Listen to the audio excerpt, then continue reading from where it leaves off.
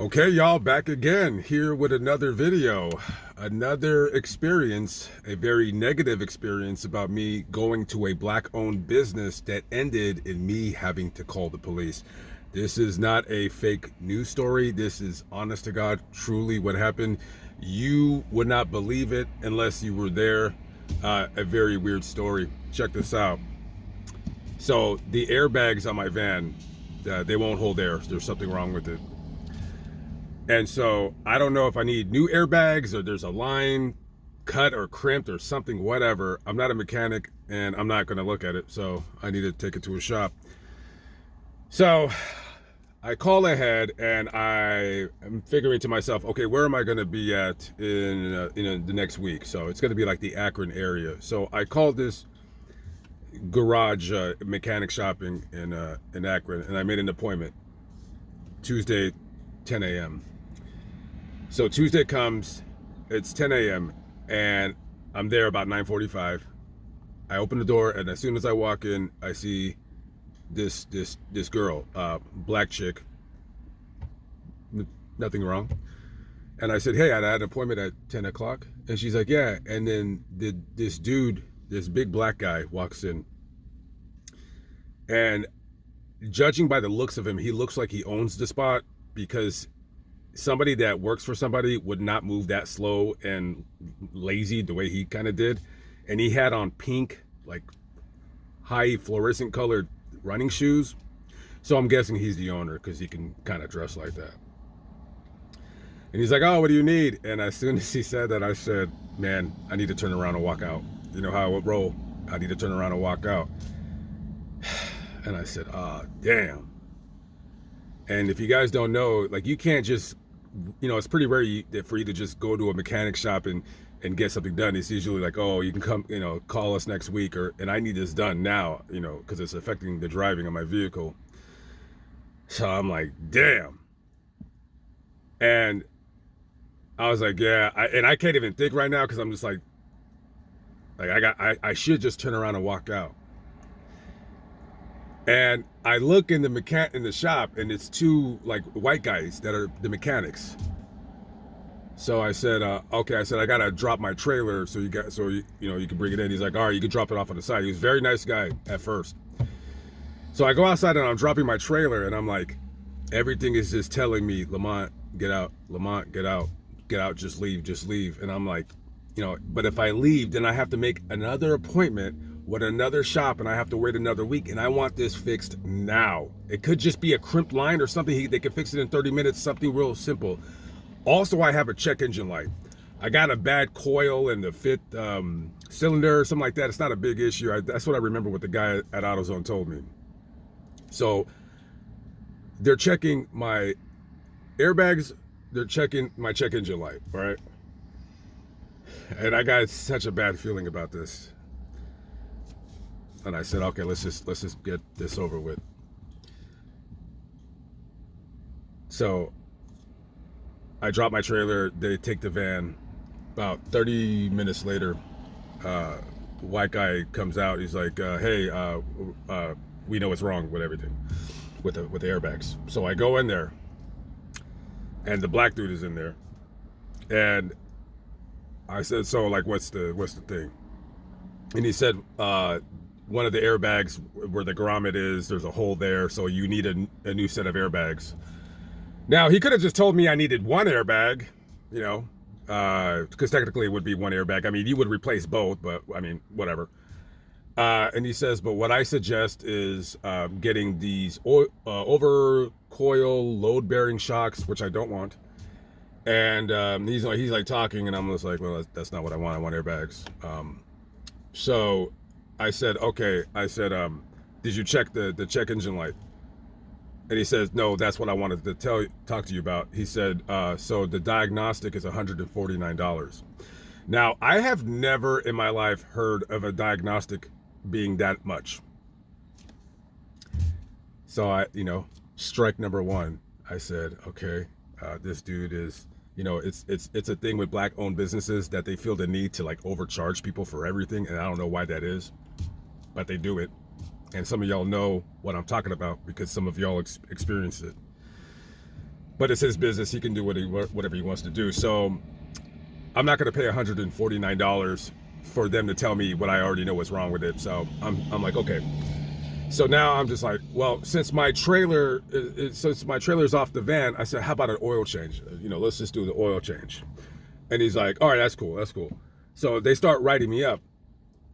And then something told me to ask them how much an oil change, because why would you ask a mechanic at a shop how much an oil change is?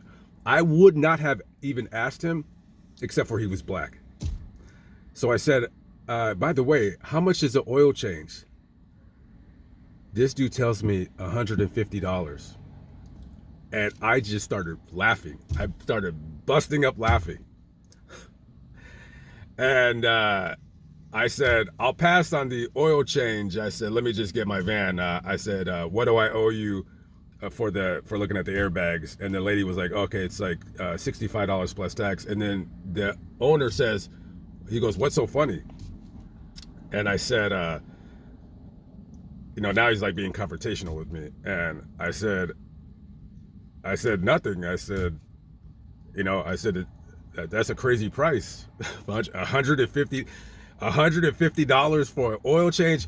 That's a crazy price. And he says, well, it's 6 quarts of oil. And I said, bro, listen, this is your business. You charge whatever you want to charge. I think it's a crazy price. I'll just go somewhere else.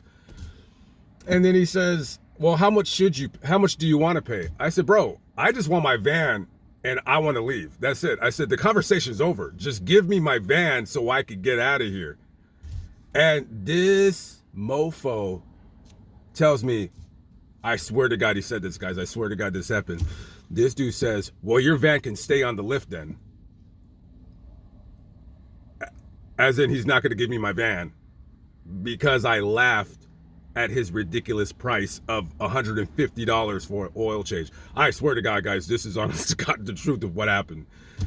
And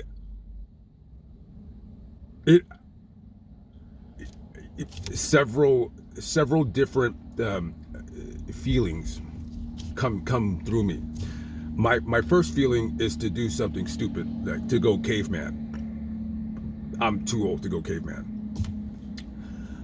I don't want to go to jail. I don't want to get hurt. Whatever. So I turned around and I looked at him and I said, why is it for like the last 20 years that every time I go to a black owned business, I said, why does it always end in some fuck shit? That's exactly what I said.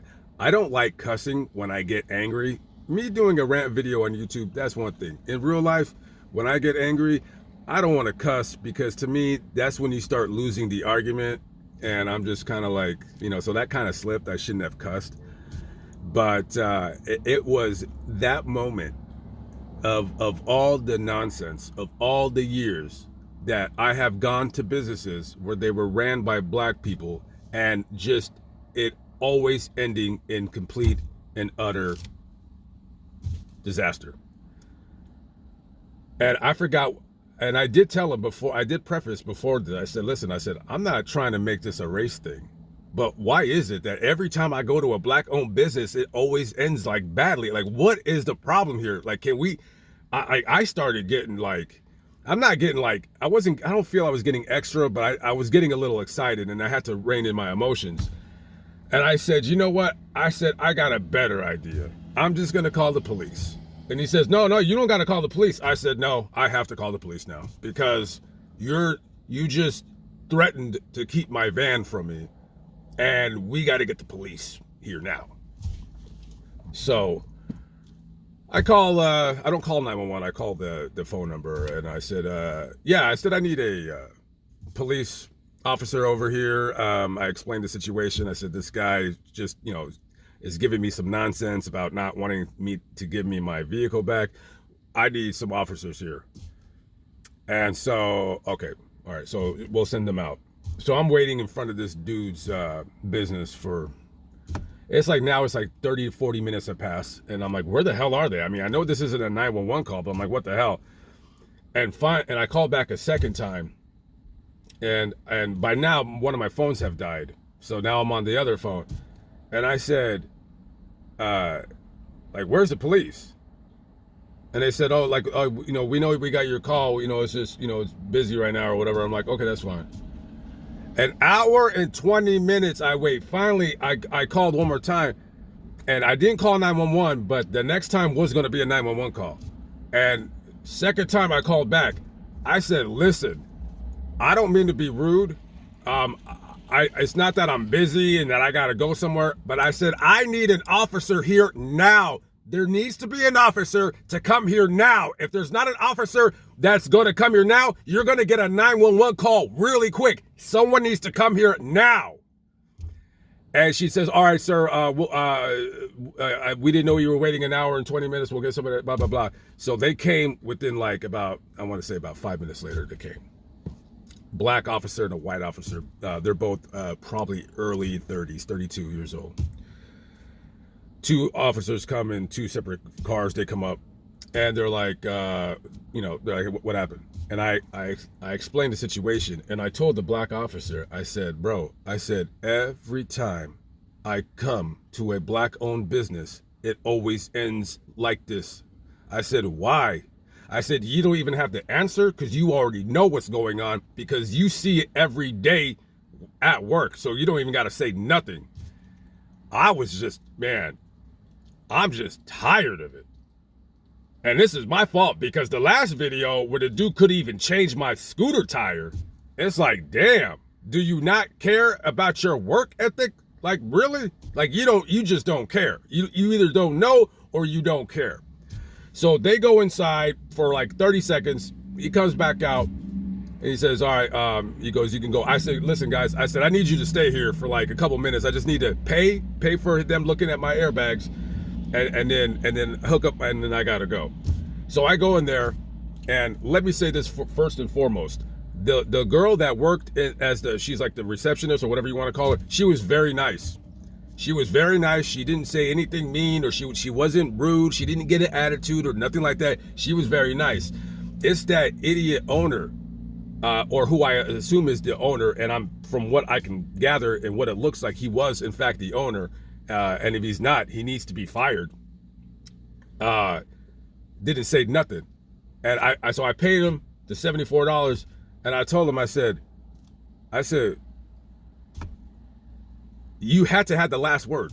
Like, what? I said, you had to have the last word. Instead of just giving me my van back and letting me go, now you made me waste an hour and a half of my time, and you made those two officers who probably got better things to do, you wasted their time. And I said, I'll tell you what, I got a nice little review coming for your business. And I turned around and I walked out. So if you're in the Akron area, I'd avoid that place. I looked them up on the Better Business Bureau website, which I don't really, whatever, but a couple complaints, basically overcharging people. And, it's, I know normally when people say, oh, I'm not racist, maybe they're probably racist. Listen, I don't hate anybody because of their skin color, but there is a problem in this country when it comes to culture. And that's all there is that I need to say about that. And we all know what I'm talking about. It's a toxic culture going on in this nation with young urban kids. Especially the black urban kids. And I see it every day. Because I read it every day. I read the stories about young kids who look up to these stupid rappers like Little Durk. And I blame, number one, the family structure is broken right now. And especially in the black community, where 3/4 of black kids grow up without a dad. And I didn't grow up without a dad, so I know what that feels like. And it sucks. I mean, it didn't suck in my life because I didn't know any better, but I would imagine that, if I had a child, I would be in the child's life. I wouldn't be gallivanting around in a van. That's why I don't have children, because I didn't put myself in that position that I had to stay in and what have you. But I see I read the stories of just, and I know white kids, they kill people too, and serial killers, and Mexican kids, and Puerto Rican kids, but we are seeing a a race of young youth that it's just, and social media helps fuel the fire that is the nonsense that is going around in a lot of these areas. You know, I read these stories about kids like carjacking and Honda boys, Hyundai boys, whatever, Kia boys crashing, dying, killing. I read these stories and they're always black. And I don't want to hear any nonsense in the comments talking about how, you know, I'm wrong or I'm a racist. I read it. Like, I'm not stupid. I see it. I go to these cities. I see with my own eyes, and you guys can't tell me anything. And there's a problem. Now, of course, this ain't painting all black people with a broad, you know, brushstroke. That is nothing of a kind, because there's plenty of black people that are normal and they go to work and they, you know, then they do their thing, like millions and tens of hundreds of millions of people all over the planet. But it's just, man, when I see this, I'm just like, you know, damn. And I had done a video on my other channel about somebody black that killed somebody white at the Kroger down in the Columbus area over on High Street. And somebody in the comments said something about, oh, like, why are all your videos about black people and doing stuff to white people? Why don't you show the reverse? And I said, you know what, though? I said, first of all, they had a good point. As a matter of fact, I did a particular video because of that one comment, but I had to look for it. Like, when these stories come to me, I don't go looking for a race. I just read the story and I'm like, okay, I don't want to do that one. All right, I don't want to do that one. Or I don't want to do that one. But when I read these stories, if I see that the perpetrator was black and the person was white, I'm not going to do the story just based off that aspect alone. But when you have a woman in Columbus who is working 2 jobs, and she goes to the babysitter at 1-2 o'clock in the morning to pick up her kid, and as she's leaving the car running, you know, she ran back inside to grab something, and somebody tried to carjack her kid, and her car, and then she tried to save the kid, and they drug her and they killed her. Black dudes doing it, woman was white. It's like, what am I supposed to do? Not do that story? Of course I'm going to do that story. This woman died. She was killed.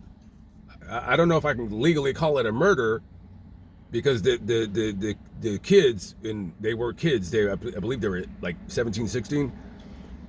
They didn't mean to kill her, just like how they didn't mean to kill that woman down in Louisiana, but they did. They drug her and they tore her arms off or something like that. Black kids, 15, 16 years old. How come I'm not? Now, listen, there's plenty of stories I read about white kids killing, like that stupid, dumb white kid down in Florida who was drag racing and killed somebody for drag racing. Now he's going to spend the next 20 some odd years in prison. I'm going to do that video too. Trust me, I'm on the radar with everything. But more times than not, when I see these stories, they're black kids doing crazy things. And white kids do crazy things too. They kill their parents. And I do those stories as well.